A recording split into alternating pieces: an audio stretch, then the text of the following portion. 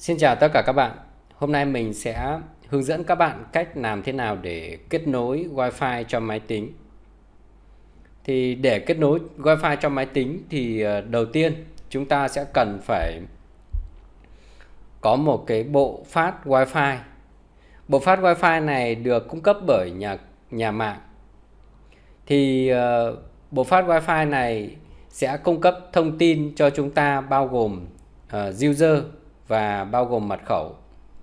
Thì đầu tiên là chúng ta phải có đường dây mạng đến địa chỉ mà chúng ta mong muốn. Rồi sau đó chúng ta có một cái bộ phát Wi-Fi đấy, gọi là modem hoặc là router. Thì cái bộ phát Wi-Fi này sẽ được cung cấp bởi nhà mạng. Và kèm theo đó là cái thông tin tài khoản để chúng ta có thể là truy cập mạng được cung cấp bởi nhà mạng thông qua cái bộ phát Wi-Fi này. Tiếp theo đó là chúng ta sẽ kiểm tra kết nối Wi-Fi ở trên máy tính.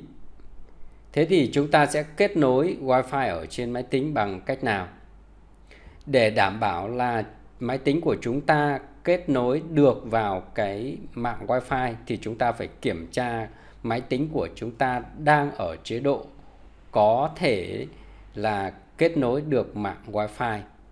Các bạn sẽ kích chuột vào góc dưới của màn hình máy tính.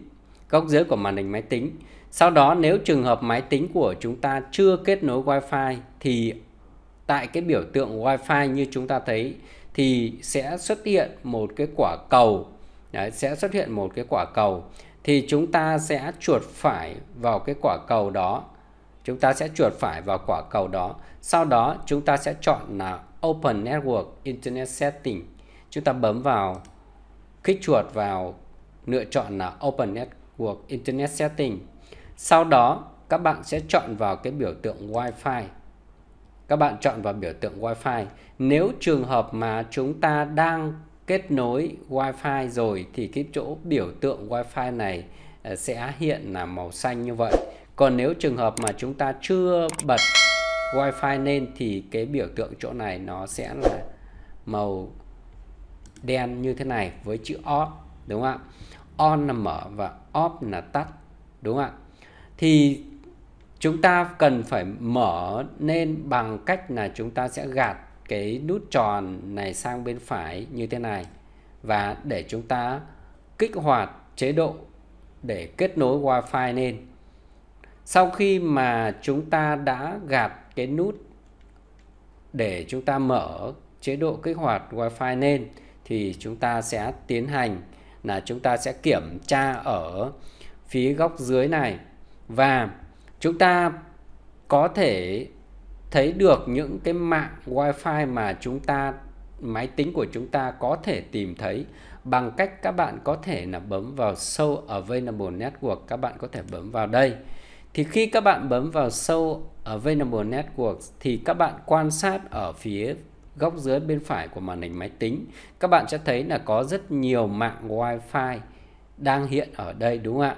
Với những mạng Wi-Fi có cái khóa ở phía góc trên bên trái thì đó là những cái mạng Wi-Fi có mật khẩu, kèm theo mật khẩu. Để mà truy cập vào cái mạng Wi-Fi này, chúng ta cần phải có mật khẩu của cái mạng Wi-Fi đó thì chúng ta mới có thể truy cập được, đúng không ạ? Ví dụ như máy của mình là mình đang truy cập được rồi. Khi mà chúng ta truy cập được rồi thì sẽ có cái biểu tượng là Connected, tức là biểu tượng kết nối, và Secure đó. Nếu chúng ta truy cập được rồi thì sẽ có cái biểu tượng như vậy đó. Còn nếu giả sử chúng ta lần đầu tiên chúng ta truy cập vào hoặc là chúng ta truy cập vào một cái mạng Wi-Fi mới thì chúng ta sẽ làm như sau. Giả sử chúng ta có một cái mạng Wi-Fi này và chúng ta cần phải truy cập vào, và đương nhiên là chúng ta cần phải có cái mật khẩu của cái mạng Wi-Fi đó, thì các bạn kích chuột vào cái lựa chọn cái mạng Wi-Fi đó, sau đó các bạn chọn Connect và lập tức sẽ hiện một cái hộp thoại cho phép chúng ta sẽ nhập cái mật khẩu để mà truy cập vào cái mạng Wi-Fi đó. Thì cái mật khẩu này sẽ được cung cấp bởi nhà mạng, thường sẽ nằm ở phía sau của cái modem hoặc là router. Thì chúng ta sẽ nhập cái mật khẩu đó vào đây và sau đó chúng ta sẽ chọn Next và sau đó chúng ta sẽ chọn là kết nối. Thì chúng ta có thể khi mà chúng ta kết nối thành công rồi thì chúng ta sẽ có được cái biểu tượng kết nối như thế này. Đó, đấy là cái cách mà chúng ta kết nối với Wi-Fi.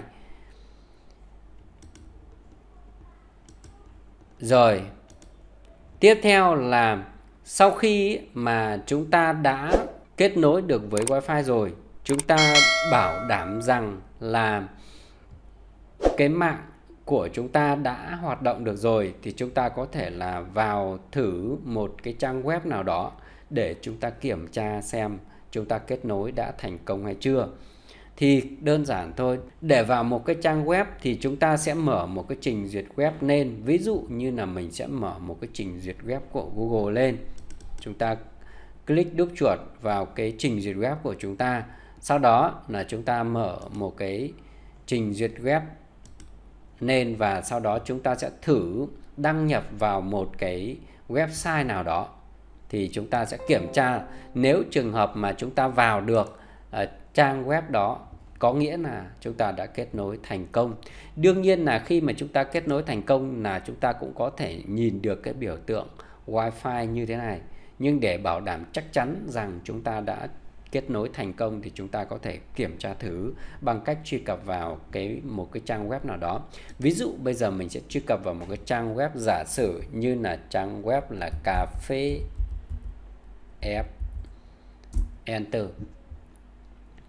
Chúng ta gõ tên một cái trang web nào đó, sau đó chúng ta sẽ Enter, đúng không ạ? Và các bạn sẽ thấy là kết nối. Chúng ta chọn trang web đó và các bạn thấy là chúng ta đã truy cập được rồi, đúng không ạ? Hoặc là chúng ta có thể là truy cập một cái trang web nào đó khác ở bên nước ngoài. Ví dụ là chúng ta sẽ đăng nhập một cái trang là giả sử là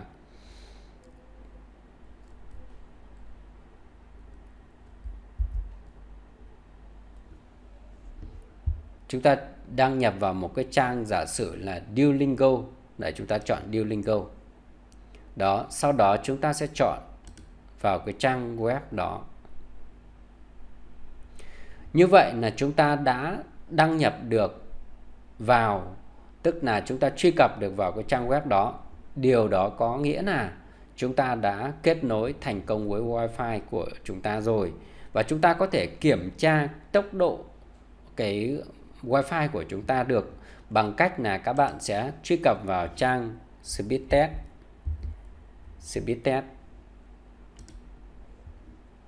Chúng ta sẽ truy cập vào trang Speedtest và chúng ta sẽ kiểm tra được cái tốc độ mạng của cái máy tính kết nối của chúng ta. Đấy, chúng ta truy cập vào trang Speedtest.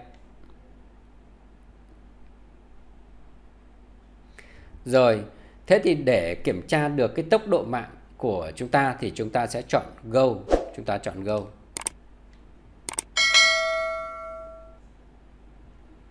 Và các bạn đợi trong giây lát.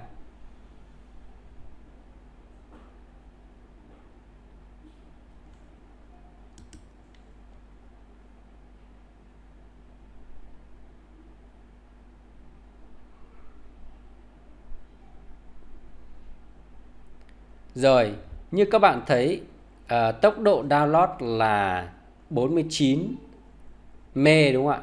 49 MB đấy, đúng không ạ?